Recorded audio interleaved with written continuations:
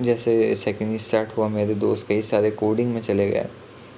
और अब अगर मैं जैसे उन लोगों के पास जाता हूँ कि आजा भाई अब थोड़ी मस्ती करते हैं, अब करते हैं, तो उनका थोड़ा एक्सप्रेशन उनका मेरे रिगार्डिंग ऐसे कि यार ये फिर मस्ती करने आ गया, अब मेरा टाइम वेस्ट करेगा, मुझे इस टाइम पढ़ना है।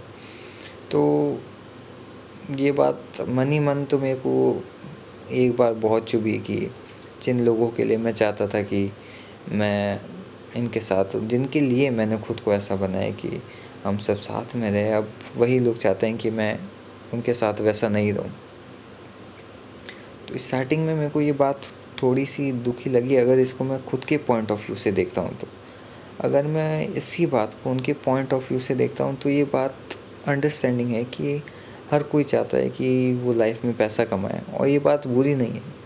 अगर कोई इंसान है जिसके घर की इतनी फाइनेंशियल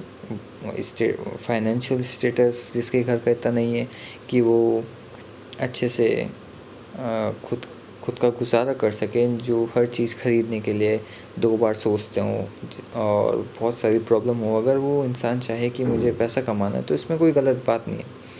पैसा कमाना ही चाहिए उस इंसान को, ताकि लाइफ थोड़ी एक अच्छी स्टेटस पे तो आ जाए।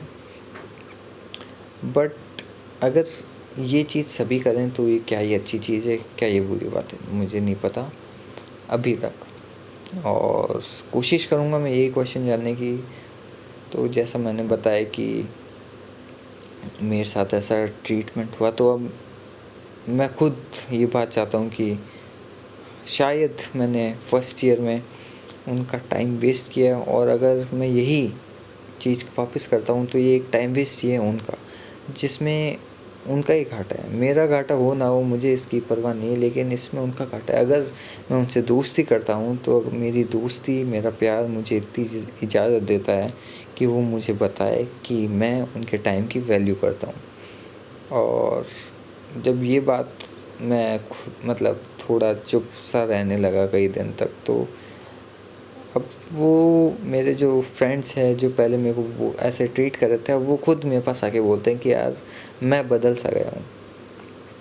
मुझे ये बात समझ नहीं आती, अगर मैं पहले जो टाइम पास कर रहा था, जिसमें उनको हंसी मज़ाक सब आ रहा था, मैं मान के चलता हूँ वो एक बहुत अच्छा टाइम था, पर क्या वो अच्छा टाइम एक एंटरटेनमेंट था?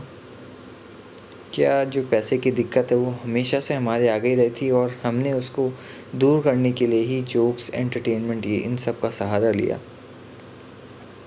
अगर लिया तो ये तो गलत चीज़ है। फिर तो ऐसे मैं 1 साल करूँ, 2 साल करूँ, तीसरे साल करूँ, फिर जूनियर के साथ करूँ, फिर 4th ईयर में आके फिर जूनियर के साथ करूँ, ऐसा मैं 4 साल कर सकता हूँ। लेकिन उसके बाद क्या, जब मैं कॉलेज से यहाँ से निकल जाऊँ? इसका मतलब जो मैं टाइम पास कर रहा हूँ वो रियल नहीं है, रियल है मेरी प्रॉब्लम। और प्रॉब्लम का आंसर ढूंढना उससे भी ज़्यादा इम्पोर्टेंट है, क्योंकि शायद हम सभी एंटरटेनमेंट का यूज़ कर रहे हैं हमारी प्रॉब्लम्स को नेगलेक्ट करने के लिए। तो एंटरटेनमेंट कैसे हो सकता है? टाइम पास करना, मैं मान के चलता हूँ स्टार्टिंग में मुझे ट्रैवलिंग का बहुत शौक़ था, लेकिन फिर मैंने ट्रैवलिंग को ही एक एक्सक्यूज़ बना लिया कि चलो आज फिर चल के घूमते हैं, आज फिर कहीं घूमते हैं। मैं घूमना नहीं चाहता था, असलियत ये थी कि मैं लाइफ से बहुत बोर हो चुका था और मुझे पता नहीं अब क्या करना है, इसलिए मैं किसी ना किसी जगह पे निकल जाता। ट्रैवलिंग एक बहुत अच्छी चीज़ है जिसको मैं मानता हूँ कि आपको कई सारे एक्सपीरियंस देती है, लेकिन बार बार एक ही जगह जाना, बार बार घूमना विदाउट एनी पर्पस, कुछ सीख करना, ये बात नहीं, ये शायद ये जो मैं बोल रहा हूँ ये गलत है।